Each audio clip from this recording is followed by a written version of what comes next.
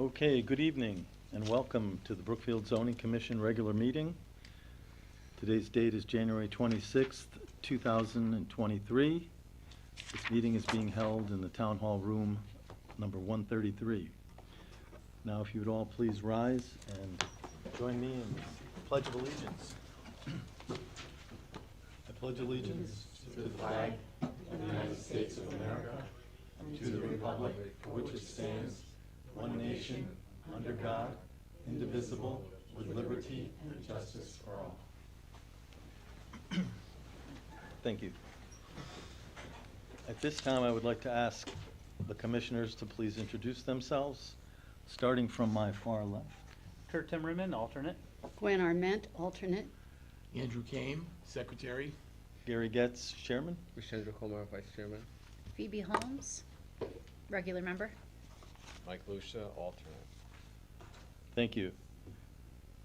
Commissioner Pratt will not be here this evening, so we're going to ask Commissioner Arment to please be seated in his place.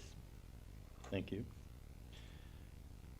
The next item on the agenda is public hearings. We don't have any new public hearings to discuss this evening, but item number 3 is a continued public hearing, and that item is Z-22-71, Charles Lichtenauer of Chipman Mizuko Emerson LLC of Danbury, Connecticut. Zoning regulation change to permit, quote, places of worship / parish houses and centers, provided a minimum lot area of 120,000 square feet, unquote, as special permit use in the C1 zone. Excuse me. As this is a continued public hearing, I'm just going to read our script related to that. These are public hearings that have been opened in a previous meeting and remain open to accept additional input from either the developer, the public, or from experts. Since they've already been opened, the full reading of the public notice and rules that was stated in the previous meeting doesn't have to be reiterated. Excuse me. But reference to the public notice and rules could be referred to as follows. This is a continued public hearing, application Z-22-71, which was opened on January 12th, 2023, and remains open to continue to accept any data bearing on this application. The public notice and rules still apply from the previous meeting, those general rules being that after accepting any data, I will ask for questions of clarification, followed by comments from those in favor, and finally comments from those in opposition. So at this time, we would ask the applicant if they would like to speak. Please introduce yourself, state your name and address for the record. Good evening, Mr. Chairman and Commissioners. My name is Charles Lichtenauer on behalf of applicant White Star Properties, LLC. My office is at 44 Old Ridgeberry Road in Danbury. So I'd first like to provide a brief recap of what we discussed at the last meeting, and I'd like to thank you for your continued consideration of this application and the questions raised at the first portion of this public hearing on January 12th. To refresh your recollection of the request made by this application, we propose an amendment to section 4.2A2C of the regulations, which would permit, quote, places of worship / parish houses and centers, provided a minimum lot area of 120,000 square feet as a special permit use in the C1 zone. The amendment would consist of the addition of SP in the C1 zone column for places of worship on the permitted uses table in Article 4 of the zoning regulations. It would allow churches and places of worship to be allowed by special permit where other assemblies are allowed by special permit in the C1 zone. So tonight I'd like to provide additional information regarding the Religious Land Use and Institutionalized Persons Act, which, as I said at the last meeting, is the federal law that should be guiding your decision with respect to the application to amend the zoning regulations. I supplemented the record with 4 documents, which I hope you received. The first is a Department of Justice informational packet about federal religious land use protections. That document explains the act and provides several examples. The most notable which is the second example on page 2. That example references the, quote, equal terms provision in the act, which I highlighted at the last meeting of this commission. It gives an example as follows. A mosque leases space in a storefront.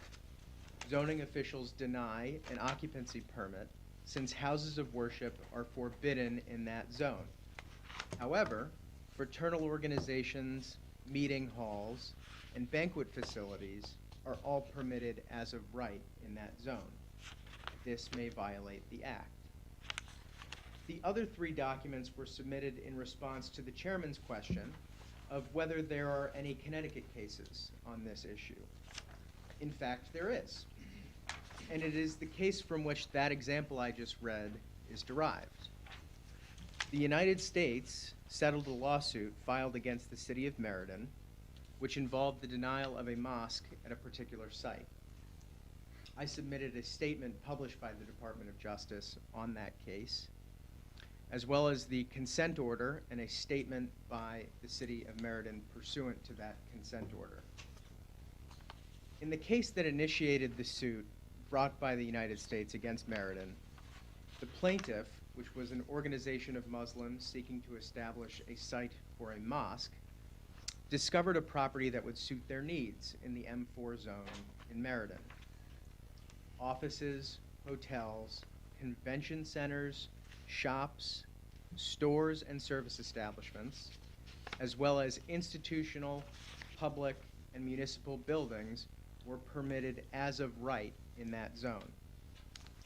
At the time of the plaintiff's lawsuit, places of worship were prohibited in the M4 zone unless they received a special permit. The plaintiff applied for a special permit and was denied. And the plaintiff sued the city of Meriden under the Religious Land Use and Institutionalized Persons Act, the Equal Protection and Free Exercise Clauses of the Constitution, and the Connecticut State Anti-Discrimination Law that I submitted with this application at the outset. The Religious Land Use and Institutionalized Persons Act claim was not definitively decided by the trial court, but was resolved by consent decree issued by the district court, which I submitted to the commission prior to this meeting and which I will explain shortly. The plaintiff prevailed on their claim under the First Amendment's Free Exercise Clause. This is because the court found that Meriden's regulations violated the clause by treating a comparable secular activity more favorably than religious exercise. The plaintiff also prevailed on its claim under the Equal Protection Clause because the regulations lacked neutrality in that the regulations permitted by right various secular uses in the M4 zone but prohibited places of worship unless they received a special permit. The consent decree issued by bringing suit against Meriden for their discriminatory land use regulations identified in the lawsuit brought by the mosque. The consent order describes Meriden's violation in paragraph 17, saying, quote, "The city's zoning ordinance requires special exception permits for places of worship or prohibits them entirely in zoning districts where non-religious places of assembly and institutions, such as convention and conference facilities, libraries, museums, theaters, public and municipal buildings, universities, and recreation centers are permitted as of right." Through the consent order, which I should note is essentially a settlement agreement reached between the city and the United States, the city was enjoined or prevented from imposing or implementing a land use regulation in a manner that treats a religious assembly or institution on less than equal terms than a non-religious assembly or institution. The consent order also ordered the City of Meriden to amend its zoning ordinance so that it treats religious assemblies and institutions on equal terms with comparable non-religious assemblies in 9 zoning districts. The Meriden zoning regulations were amended effective April 15th, 2021, to provide equal treatment among religious and non-religious assemblies. Returning to the application before you, the Brookfield zoning regulations are not in compliance with the Religious Land Use and Institutionalized Persons Act because non-religious assemblies are permitted with special permit approval in the C1 zone, and religious institutions are completely disallowed in the C1 zone. Religious institutions are not even able to appear before you at a special permit hearing to ask to be located at a specific site in the C1 zone. This amendment would bring the zoning regulations into compliance with this federal law by correcting the error of unequal treatment among religious and non-religious institutions in the C1 zone. The amendment would protect Brookfield against a lawsuit brought by the United States pursuant to the Religious Land Use and Institutionalized Persons Act and associated constitutional and state law claims with respect to prohibition on religious uses in the C1 zone. As I stressed at the previous public hearing, this is not a site-specific amendment, and considerations regarding traffic or other site-specific issues may be addressed at the special permit phase, just as other assembly uses in the C1 zone are assessed at the special permit phase. Any religious institution seeking to establish a place of worship in the C1 zone, as I said, will have to undergo special permit review before this commission, just as other assemblies in the C1 zone will have to do. What this amendment does, plainly speaking, is it provides equal terms for site approval among non-religious and religious places of assembly in the C1 zone, and that is in accordance with the law. And having shown that this amendment is warranted in accordance with federal and state law, the applicant respectfully requests that this commission vote in favor of the application. Thank you all for your time. Thank you. Do any commissioners have any questions at this time? Chairman, I have one question. Mr. Just Komar. so I'm not confused, is your client, I'm sorry, so is your client filing a lawsuit because they feel like they're being discriminated because of their religion? There is no lawsuit being filed, no. Okay, but is that what they feel like they're being discriminated because they're Muslim? I thought I got that part from you. No. Okay. No, our client is a property owner Okay. in town. Okay. Right, Just wanted to thank you. clarify that, thank you Sure. so much. No worries. Are there any questions of clarification by anyone in the audience? I just have one question. Does this actually, Eric Coleman from Twilight Lane, Brookfield, does this take it Can you up to repeat that? tax I'm now? sorry. Did he come up You to need your the- name. Yes. Yeah, well, we'd ask you to come up to the podium, state your name and address for the record, please. And we'll give you 5 minutes. Okay, Eric Coleman from Twilight Lane, That's right, that's C-O-L. C-O-L-E-N-N, Thank you, for the record, thank you. And what was the street? Twilight Lane. 37 Twilight Lane. Thank you, I didn't catch the number, appreciate it. Just a question, does this take the property off the tax map of Brookfield as a? I don't know if that's for us to consider. I don't know what the answer is. Does anyone here, would the applicant, attorney happen to know the answer? Is it a nonprofit? Is there not gonna be any taxes on the property once it's There's a no, religious? I think I understand your question. I'm happy to take the podium and respond, or I can. Is that your question? No, yeah, that's the Okay, question. thank you. Sure. Please, Mr. Lichtenauer.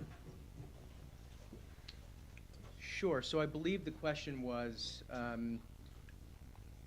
whether a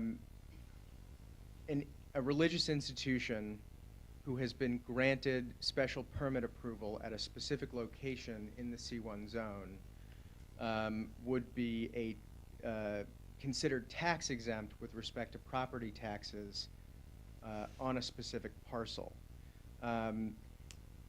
I don't believe that this requested amendment impacts property taxes because we are not, at this stage, speaking about a specific property in town. And so, yes, a religious institution that is tax exempt, I'm not a tax lawyer, but would likely be exempt from taxes, including property taxes. But I don't believe that that's a proper consideration at this stage because we are talking about the entire zone. So any nonprofit in the entire C1 zone who gets that tax exempt benefit, those considerations could be dealt with on a site-by-site basis. Thank you, Mr. Lichtenauer. Is there anyone here who would like to speak in favor of this application? Hearing none, I will ask then, is there anyone who would like to speak in opposition to this application?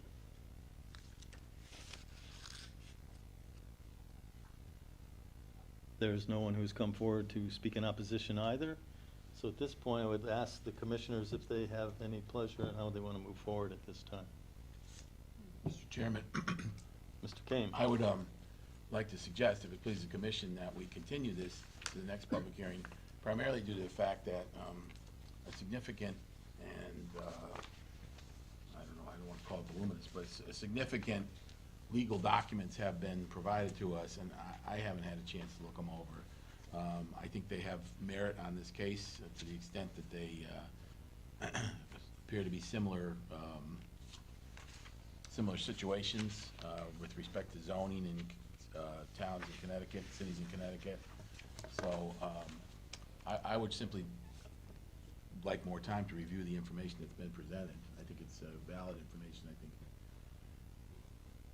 it may certainly be considered as part of our ultimate decision.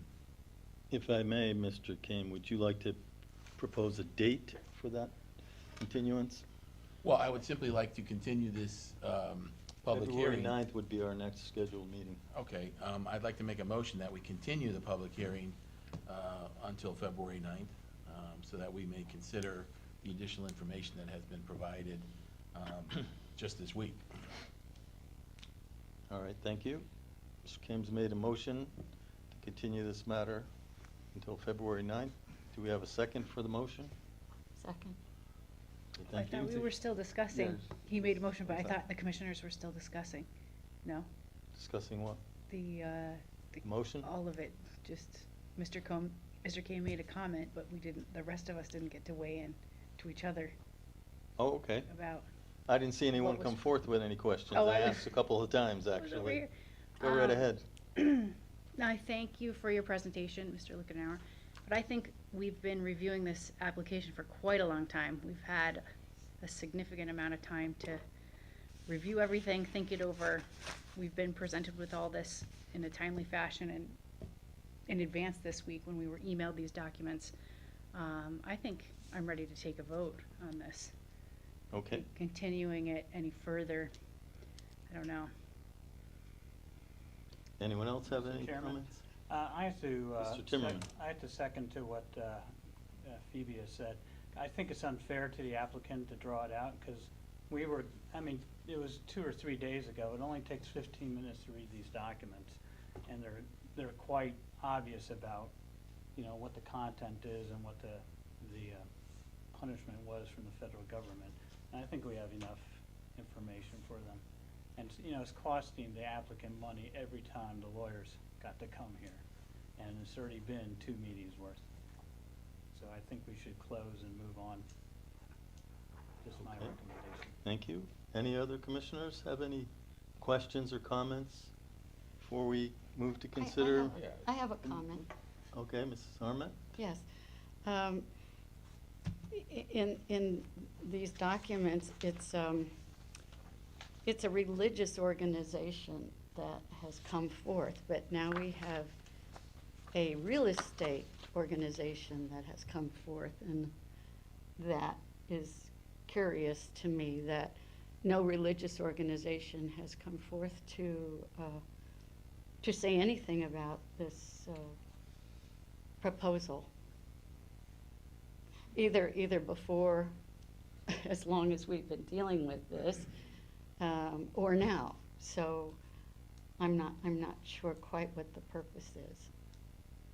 All right, thank you. Anyone else? Mr. Lucia? Well, I think regardless of who's coming forward, it's still a pretty apparent deficiency or, the oversight that the C1 didn't get the ability even just for a special permit. So I don't think it matters if it's secular or an actual religious institution suggesting this amendment. The fact is that it is out of compliance, it seems, based on a very analogous case with Meriden, and there doesn't seem to be any good reason not to proceed with it. Okay. Ms. If I Sarmet? might. I'm just curious as to why the C1 was structured the way it is. Well, can I answer? Please, that? Mr. Timmerman. This separation between C1 and C2 happened during the zoning rewrite in 2018. And the consultants we had, suggested we change the one zone into two different ones and recognize the different types of commercial, bigger on the bottom, smaller on the top.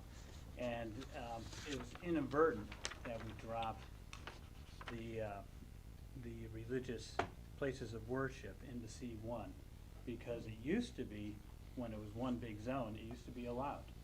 And then we missed that in our review, because we had all the regulations to review. So that was a mistake on our committee's part when we did that. And if I may, Mr. Timmerman, to follow up on that, didn't the town hire a consulting firm to assist us with that review? Yes, Mylone and Mac Broom. And I understand they were doing this as volunteers, right? No, $70,000 worth.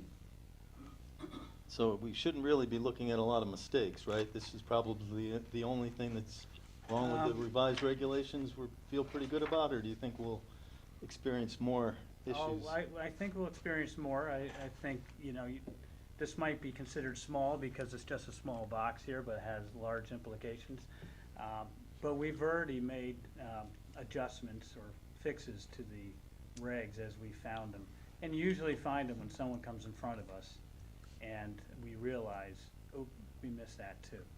So if you look back through the revision list of the regulations, you'll see there's been about 4 or 5 revisions, usually small, catching errors that we overlooked in the whole process. The process took about 1.5 years, but knowing the regulations are about 250 pages long, some of these things will be overlooked, and I'm sure there's little ones coming.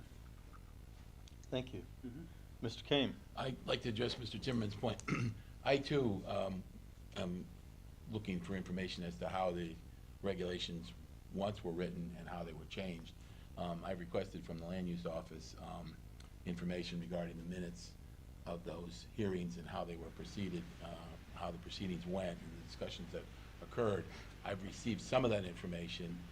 Part of the email that I have, and again, I apologize, I haven't really had a time to devote the detail to it, indicated that some of the discussions were not available, or they're still looking for information as to exactly how that occurred.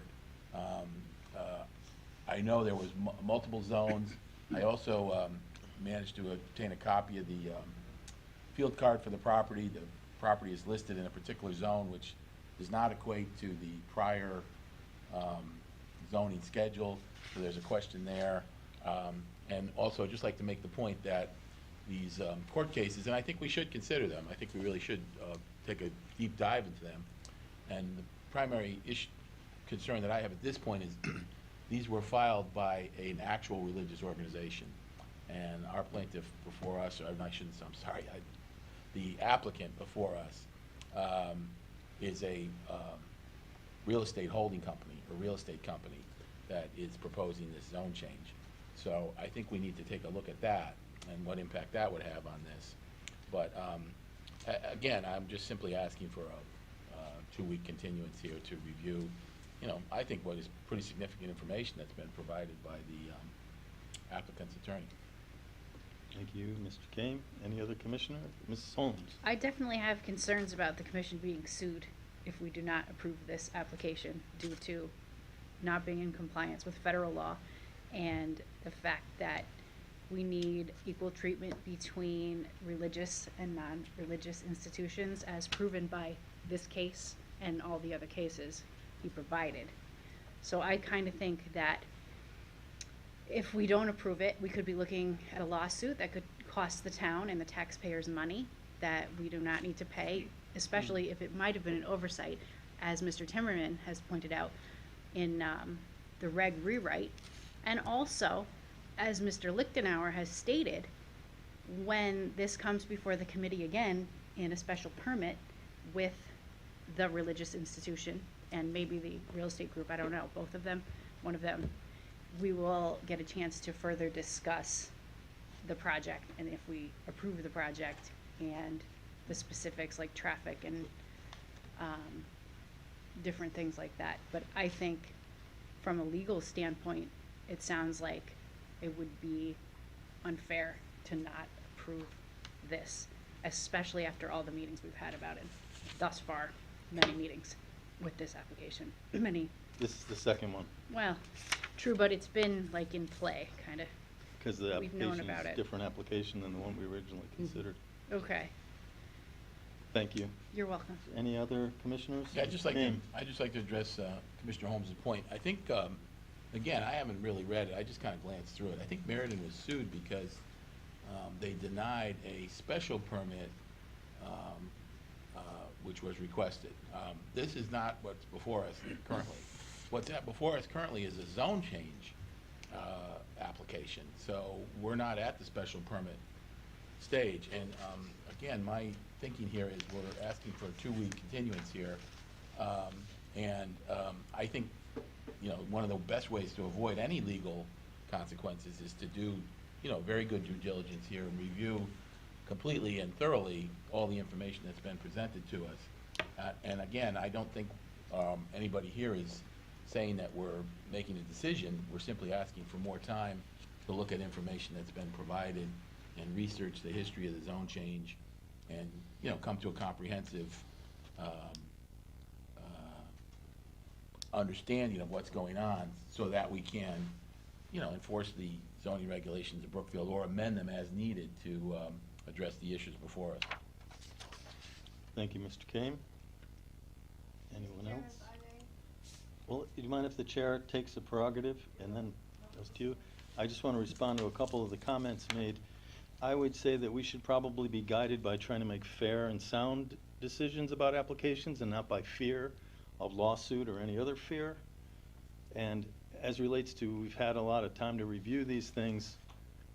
Personally, I know we have a zoning commission schedule, and for this meeting, actually, the cutoff date was, February 16th, last Thursday. So we can certainly accept information, but that's the cutoff date. So I myself haven't had a chance to review these materials, and now maybe it takes someone 20 minutes, maybe it'll take me 2 hours, but I prefer to read it and be deliberative and not be rushed, having received it only 2 days ago. I think it's not unreasonable to ask for a little more time.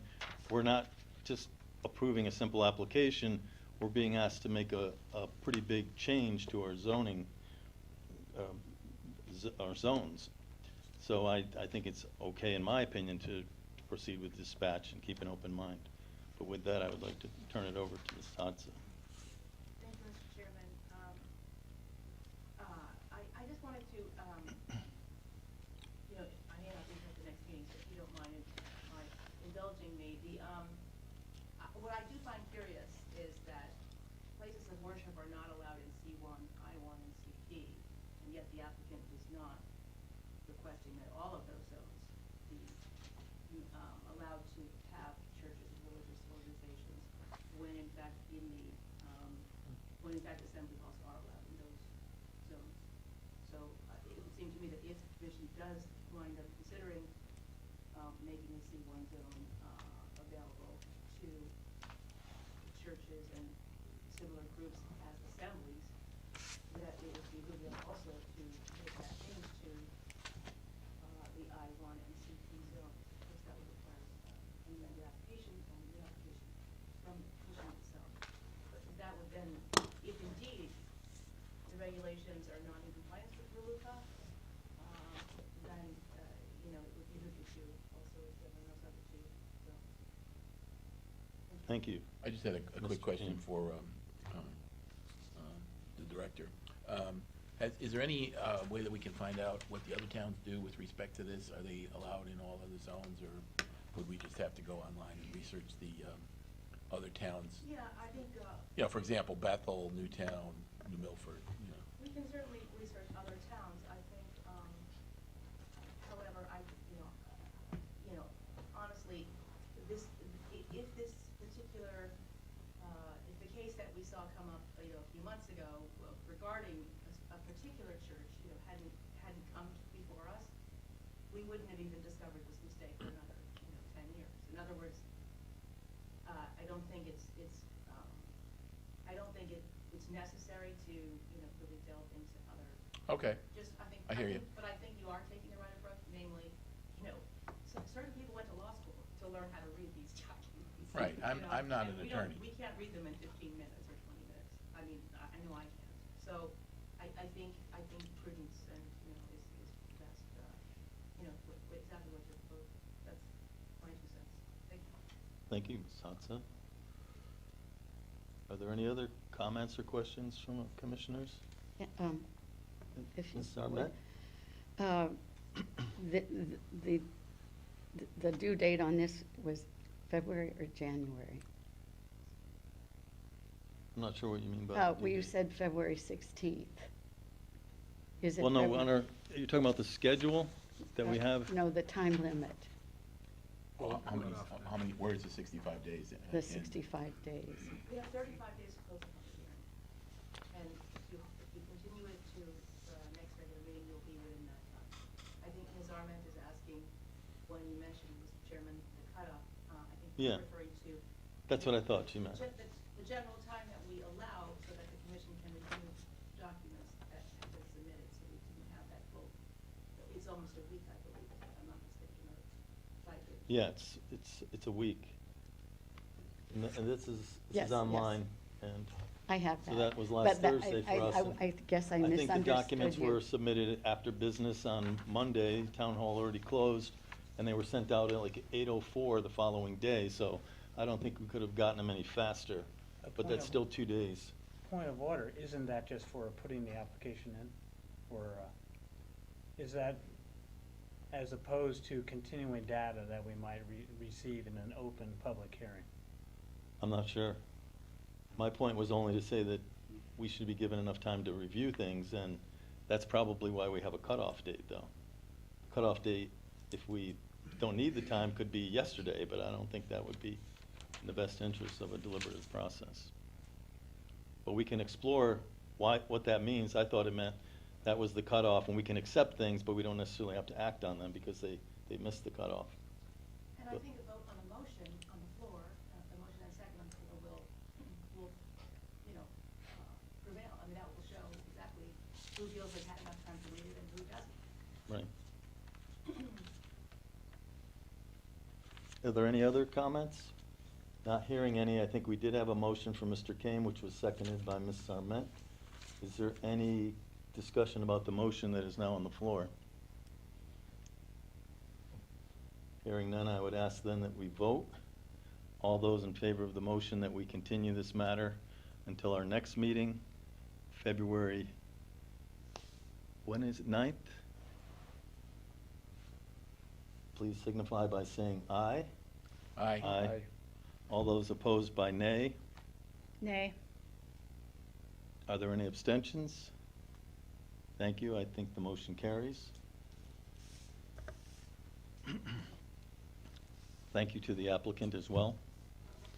We're going to move on to number 4, review of minutes of previous meetings. I think we all have a copy of the January 12th, 2023 meeting, and I would ask if anyone has any comments, clarifications, or corrections about those minutes, that they please speak up and let us know. And if there aren't any, if someone would like to make a motion to accept the minutes.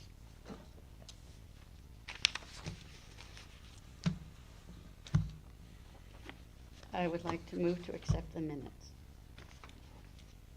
Thank you. Ms. Sarment has made a motion to accept the minutes. Is there a second to the motion? I'll second that. Mr. Kames seconded it. Is there any further discussion?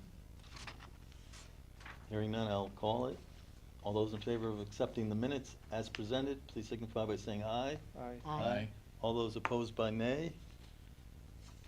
Are there any abstentions? Hearing none, I think that motion carries as well. Thank you. Next up is item number 5, enforcement. Zoning Enforcement Officer's Report. Mr. Lally. Yes, sir. 47 High Ridge Road, the Salis residence, there's no current update on that.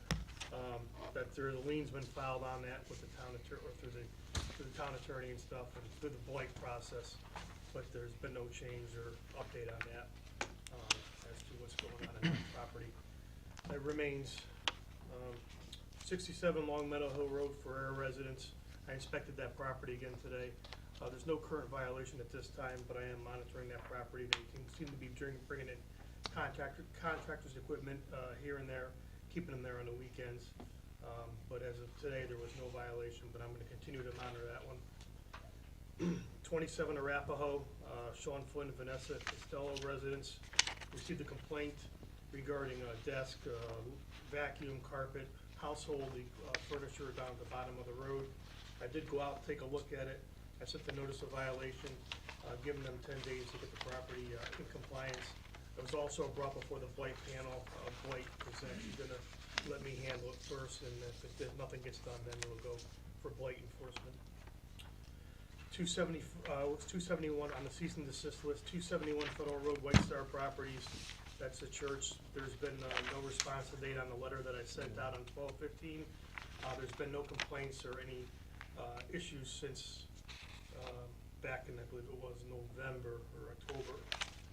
To this date, there's been no complaints or nothing going on out there that I'm aware of, at least, so. 31 Green Knoll Drive, the McGovern residence. Zoning citation went out, I believe, today by Ms. Hodzda. She sent it out. Current total amount of fines right now is $750. I'm sorry, point where, I did not send it out yet, I need Oh. permission from the commission, Oh, that's just a copy. okay, I'm sorry. We'll be discussing it later. Okay, sorry about that, then. I retract that. 35 Hidden Brook Drive, there was an illegal garage put onto the house without permits. The building department had contacted me. In response, there was no response to my notice of violation on November 12th or November 19th. In turn, I sent out a cease and desist order on the 23rd of this week. So wait and see what happens with that. 107 Stony Hill Road, Nassar residence. I was out there again today. I'm meeting with the property owner next week. He's cleaned up a lot of the material out there. The commercial dump truck or truck that was in the yard is gone. He is continually making progress. He had a lot of wood out there. He's splitting it all now to get the property clean. Again, I said I am gonna meet with him next week. I did speak with him today again, and I was out there again today. I have some updated pictures in the file. If the commission would like to see them later on or during the meeting, by all means, I'm more than happy to share them with you. But he is making progress. Slow, but he's making progress. And then 89 Wisconsin Road, the Goat residence, still waiting a ruling from the court. I'm the judge on that, so. And one other item, Pear versus the Town of Brookfield Zoning Commission. This is Growing Seeds Academy, the daycare. That has, case is closed, and that's waiting for update now from the judge, the ruling on that. So once I receive that, I'll update the commission as to what the ruling is gonna be. So that's finished, so. All right, thank you, Mr. Lally. Next item B, 31 Green Knoll Drive, the order to restore with performance deadline of December 19th, 2022. And did someone want to make a date or statement regarding that? Yes, thank you, Mr. Chairman. As deputy zoning enforcement officer, I've been handling this particular violation for the most part. I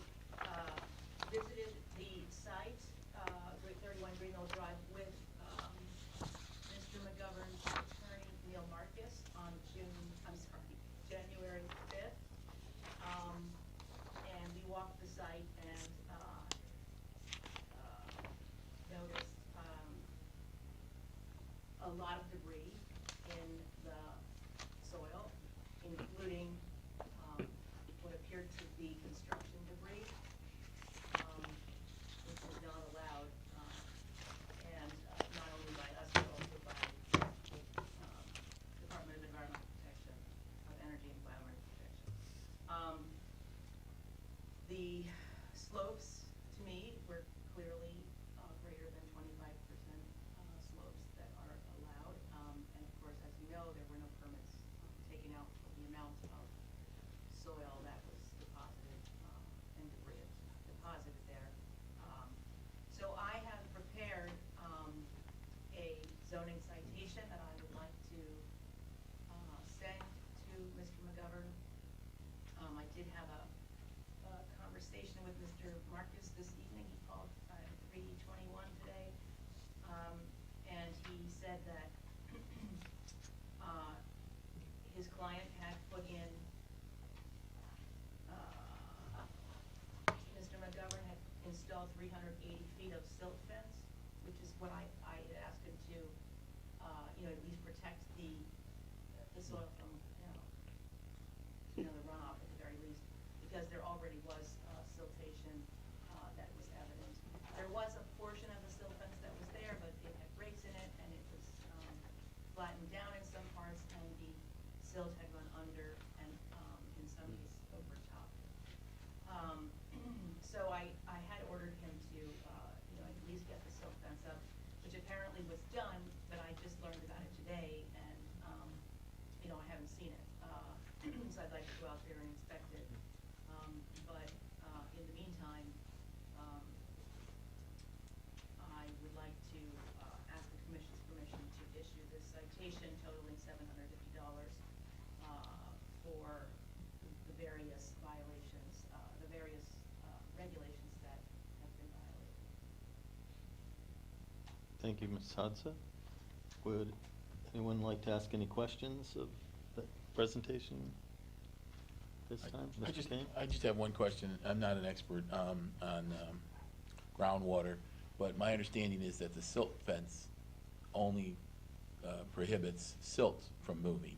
So it allows water to move through it, and that, assuming that there's contaminants, because we have construction debris, and I don't think we truly know what's actually in there, but water permeating that soil could absorb stuff that's in the soil and leach out into other areas.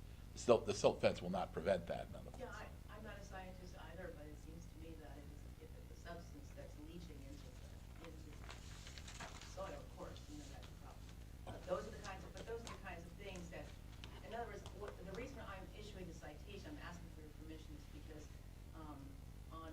starting with, the complaint started on June 16th. The neighbor, Mr. Stout, sent a complaint, and his wife, Vicky Stout, sent a complaint to the land use office on June 16th.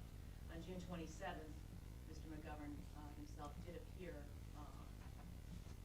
the office, but then he continued to put soil, and I had another complaint from Mr. Stout. On August 23rd, I issued a notice of violation in order to cease and desist, and to appear before you showing cause. Because I was not, at that time, the designated zoning enforcement officer and did not have the authority to issue that directive, that order, I asked Mr. Lawley to, under his authority, to issue that notice. Mr. Lawley, on August 31st, issued a notice of violation, and when explaining the probable violations that were occurring. On September 22nd, Mr. McGovern appeared here again before the commission, appeared for the first time before the commission to explain his activities. On October 20th, CEO Fran Lawley issued a cease and desist order for the earthworks. Mr. McGovern appeared again on November 10th,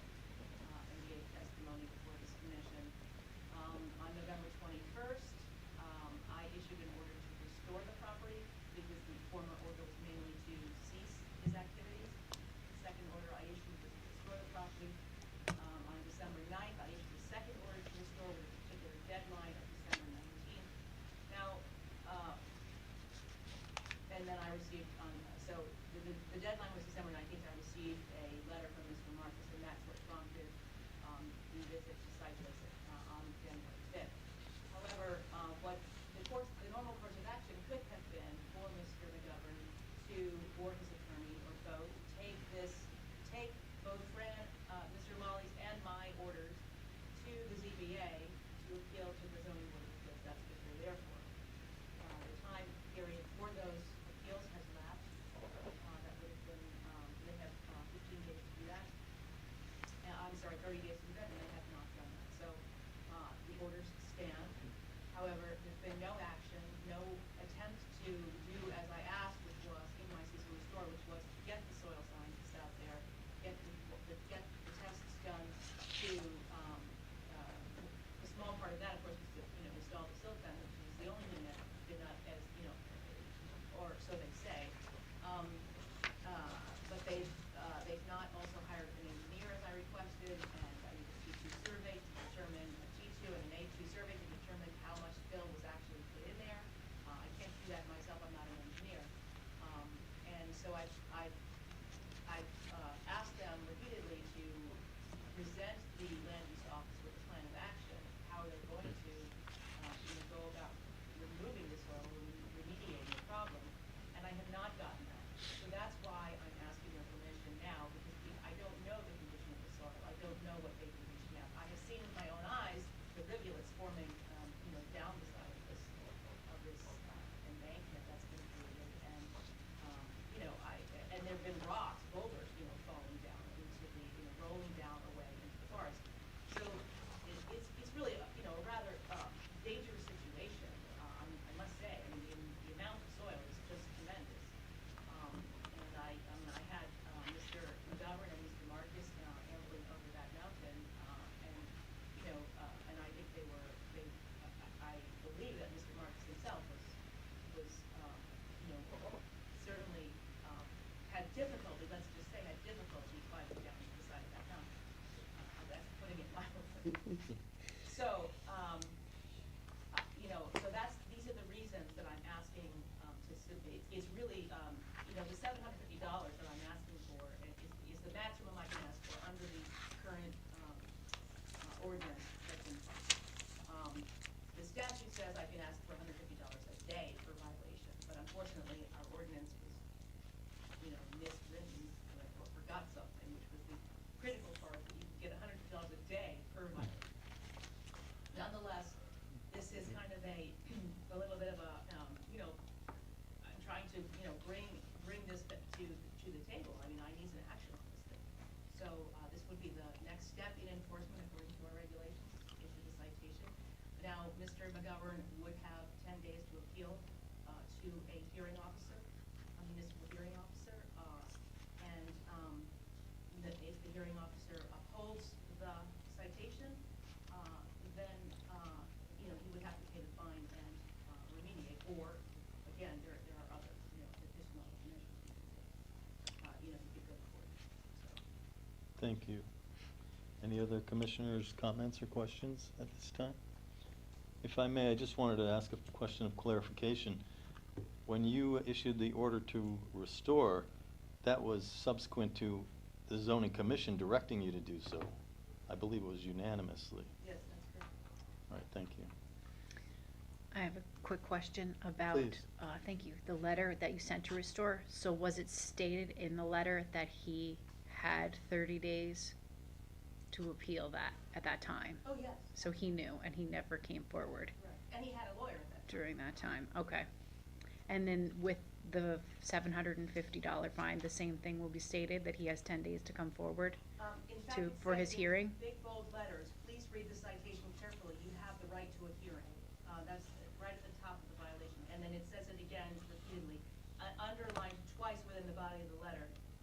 Your right to a hearing. You may contest your liability before a citation hearing officer by delivering in person or by mail written notice, written notice within 10 days from the date of issuance of this citation. If you do not demand a hearing, an assessment and judgment may be entered against you.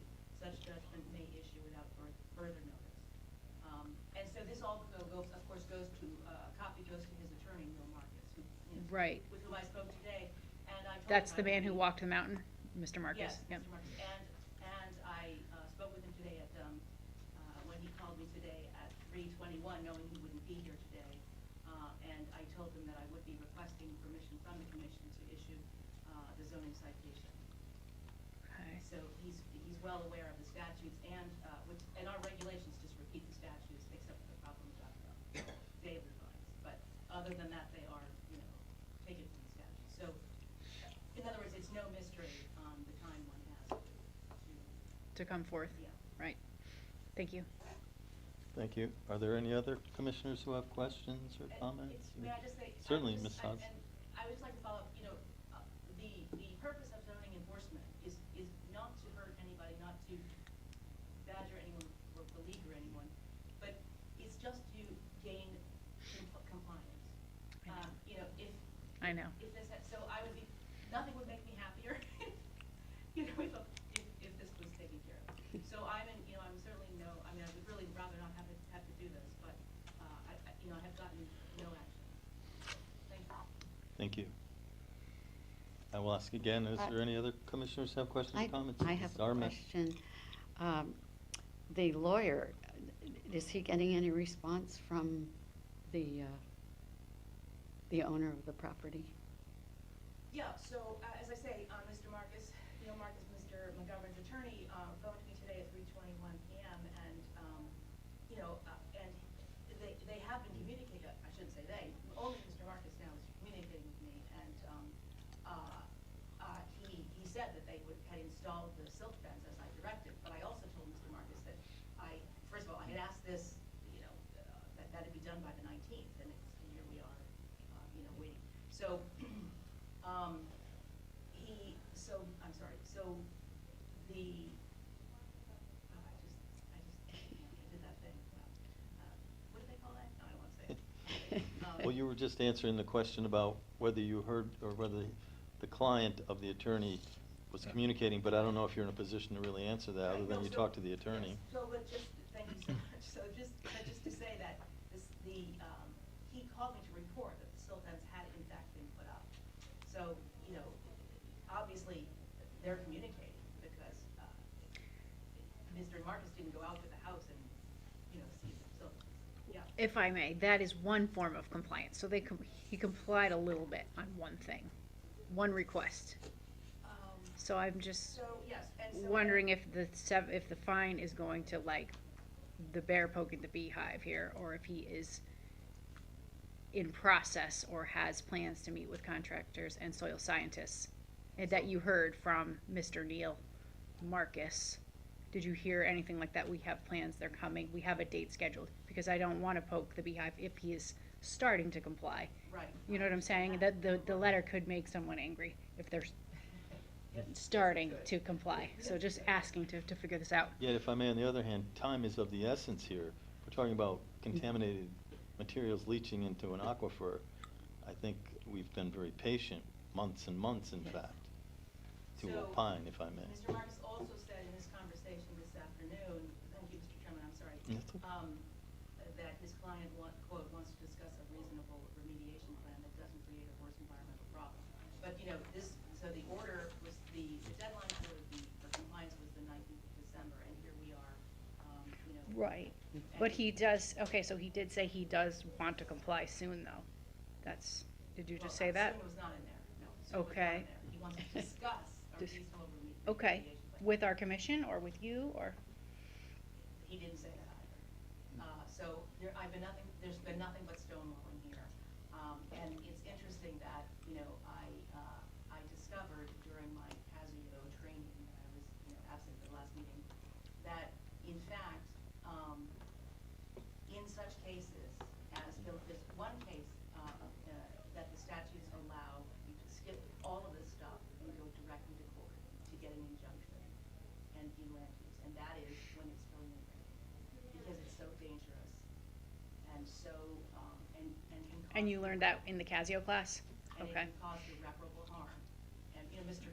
Raleigh took those courses about, 8 years ago now? Yeah, So, but in that I've case- taken one of those, yeah.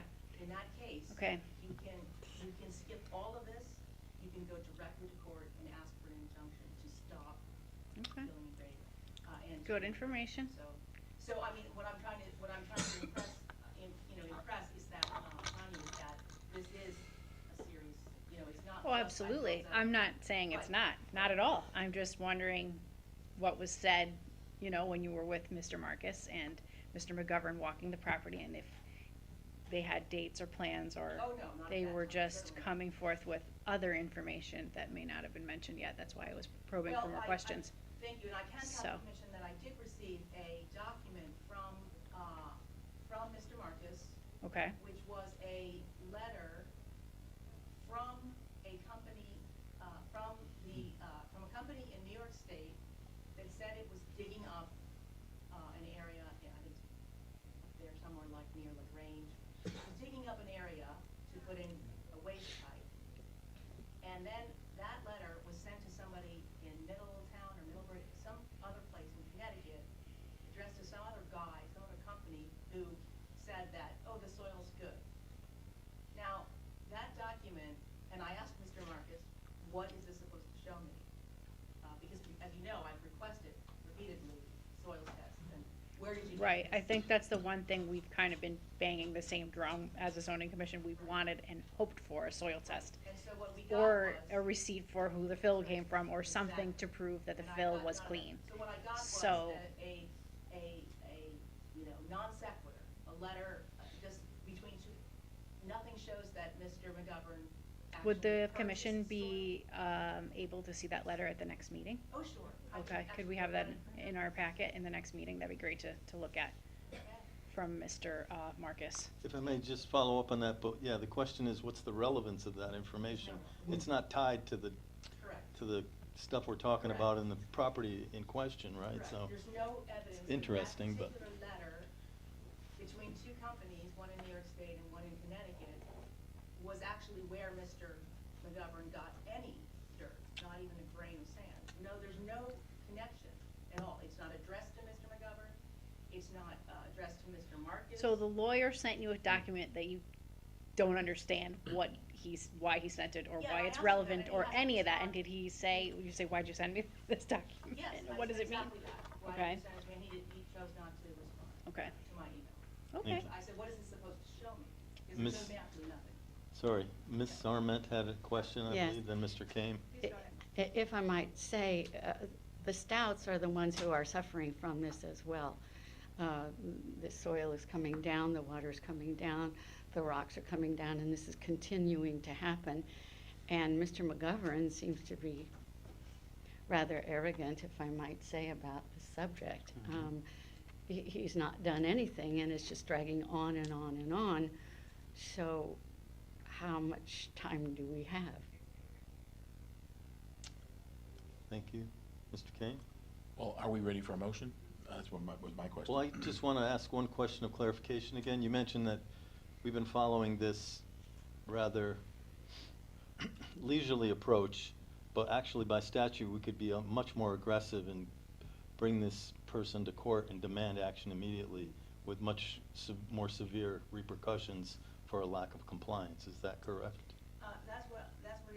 I mean, I don't know if, you know, look, we would still have to prove that, you know, this was happening, but you could get an immediate injunction if you, because it's such a dangerous situation.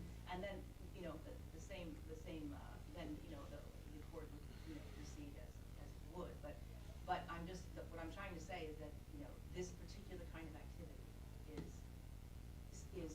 is the one that's allowed by, you know, the courts to bypass much of this because of the fact that it is a danger to public health and safety. So that's, my point really is that, you know, I mean, if the future, you know, holds another case like this, and I hope it doesn't, then I would certainly not hesitate to, you know, not, you know, ask for. Thank you. At this time, unless there's other questions, the chair would be happy to entertain a motion to proceed with the citation that our land use director has requested.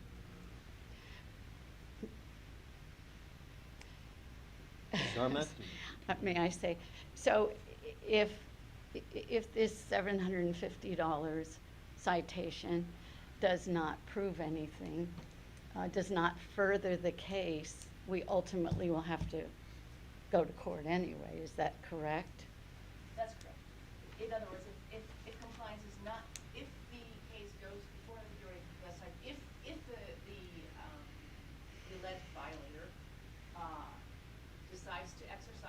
right of going to the hearing officer within 10 days. We'll set a date for him. If he exercises that right and the hearing officer upholds my issuance of the citation, then he must perform. He must remove the soil and pay the fine. If the citation officer says that I'm completely wrong and there's no reason, well, then I can just throw, right? I see. But But- the mere paying of the fine does not absolve the alleged violator of anything. No, I understand that. So there was no mention in your whole time with Mr. Marcus of him saying, I'm going to get the soil tested soon. I'm gonna do this, or not, that it was never said. No. Okay. I've gotten absolutely no movement. So when can are these people ever coming back to the commission to present again? Well- Did you say he was gonna come tonight? Mr. Marcus? No, Was it- well, Did I hear that? Yes. Okay. Mr. Marcus And he- called me today. and No, said he he's not said coming. he could not come tonight. Okay, So, Did and, he- okay. So that's not good. That's really bad. But I mean, honestly, In there's my no opinion. reason for him to come. This is the Yeah. next step in enforcement. Yeah. I mean, if we don't do this, we have no recourse. Mm. Absolutely. And, there'll be roses growing, or, I don't know, maybe daisies growing. Oh, I'm not saying I don't support sending the fine, I'm trying to get the background of what's been going on between you all, so that I can make a fair decision that's best for everyone, and, so that hopefully he'll be in compliance soon, and we can get this cleaned up for the Stouts, as soon as possible. So I'm just asking questions for that reason. I'm Right. not And also- interrogating anyone, I'm just, No, and also I'm just- figuring it out, Just also to putting say, it all together.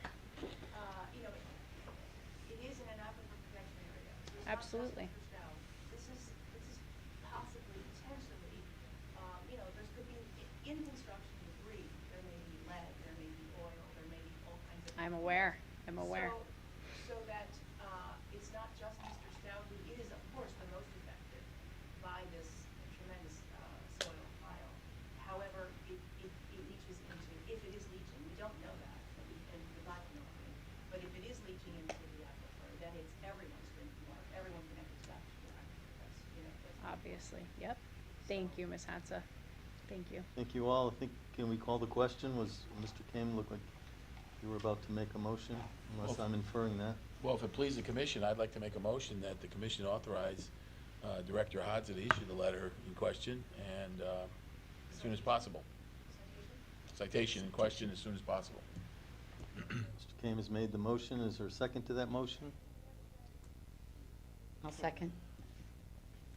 Thank you. Ms. Sarma has seconded the motion. Is there any discussion about the motion?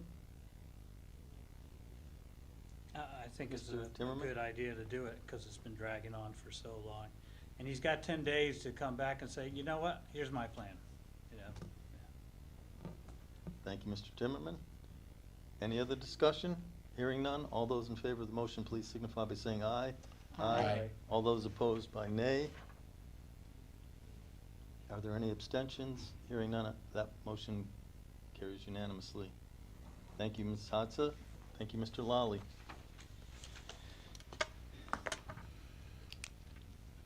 Next up, item number 6, review correspondence. I don't believe we have any other correspondence to review, so we will go to old business, number 7.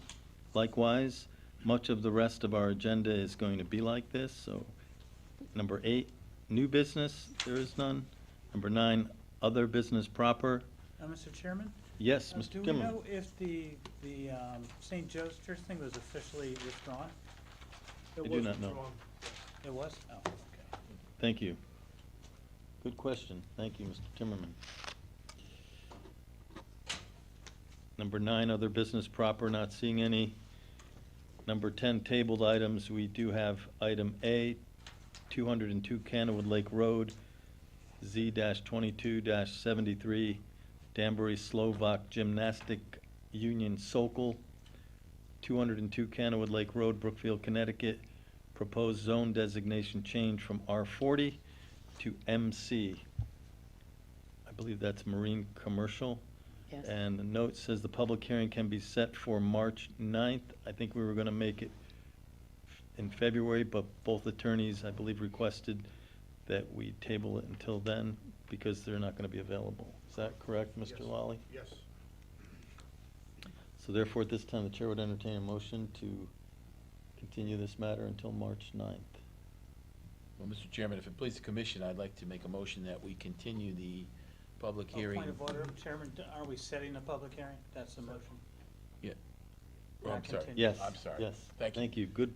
That point we of order. set Thank the you. public hearing for item number Z 22-73 for March 9th, 2023.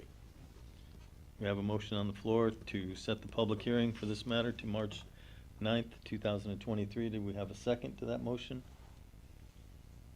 I'll second it. Mrs. Arment has seconded the motion. Is there any discussion about the motion? I'm hearing no other discussion. All those in favor, please signify by saying aye. Aye. Those opposed by nay. Are there any abstentions? None. That motion carries as well. Thank you. Next up, item 10B, revision of zoning fee schedule. If I may, I know that the land use director's been working on this, and this is just kind of an ongoing thing. I don't know if you have anything further to report at this time, Ms. Hodza. I'll just say one thing, if you don't mind, Mr. Chairman, thank you. Just, yes, I am working on it, and it's my goal to, get this, revised before the, we're in budget season now, and I have to meet with the, Board of Finance, next month. So I'd like to, be able to, present them with a, a better idea of what we can expect for revenue next year. So that's my deadline myself. Thank you. Anyone have any questions or comments on that item? Hearing none, we'll move on to the next item, number 11, Commissioner comments and informed discussion. Does anyone have any especially informed discussion especially? Mr. Chairman, I'd just like to bring one Thank you. Mr. Kane? item. I know that we now have continuing professional education requirements for the zoning commission, and there is, that should be maybe possibly considered as an old business, a recurring item on our agenda, where we are with that. If it pleases the commission, or if someone should monitor it. If you want me to do it as secretary, I'd be happy to do that, but these classes are available online. I believe they're free. They're free online. I think we have to take 4 hours of training. So I just wanted to alert the commission members of that. I think the land use director sent something out. And there are 3 classes, I think, which are available all in February, and online and free. If I may ask a question? So is that what we were already sent via email? Oh, okay, I don't remember seeing that. And then did I also hear you volunteer to help oversee or coordinate Well, that training? yeah, Mr. if it's a Secretary? question, if it's a question of keeping track of the individual requirements, I'll be happy to do that.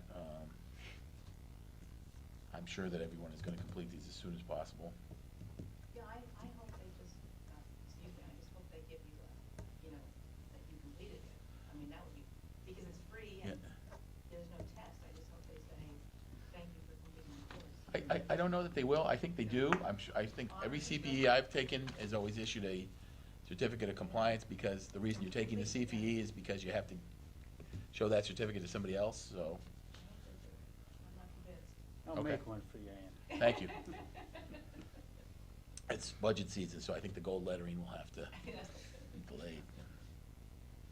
Does anyone have any questions of Mr. Kame at this time? Does anyone have any interest in doing that monitoring assignment that he's offered to do? I'm gonna try to do the 2nd and the 9th. I'm gonna do those 2. Okay. Yeah, I signed up for them. Oh, great. Well, I, for one, am more than happy to let you do that, Mr. Kane. Thank you.